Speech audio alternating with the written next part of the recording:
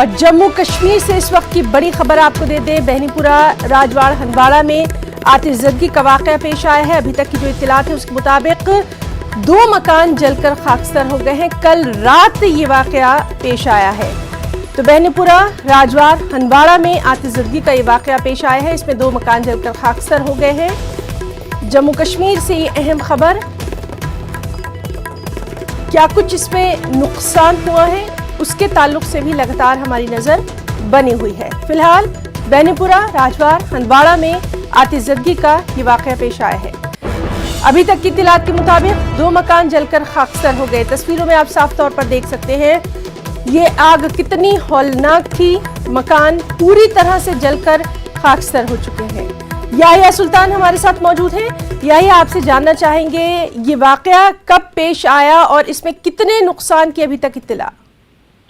جی ہنا، میں آپ کو بتاتا چلوں کہ دوران شب جو ہے یہ واقعہ پیش آیا آتش زدگی کے ایک ہولناک واردات جو ہے وہ بہنیپورہ کپواڑہ ضلع کے جو ہندواڑہ راجواڑ علاقہ ہے وہاں پر دوران شب یہ واقعہ پیش آیا ہے، جس میں قریباً 4 مکان جو ہیں رہائشی مکان اس کی لپیٹ میں آ گئے اور جو 2 ہیں وہ کمپلیٹلی ڈیمیج ہو گئے ہیں، اور جو 2 رہائشی مکان ہیں ان کو بھی کافی نقصان ہوا، یعنی کہ کروڑوں روپے مالیت کی جو ہے املاک جو ہے راکھ کے ڈھیر میں تبدیل ہو گئی ہے۔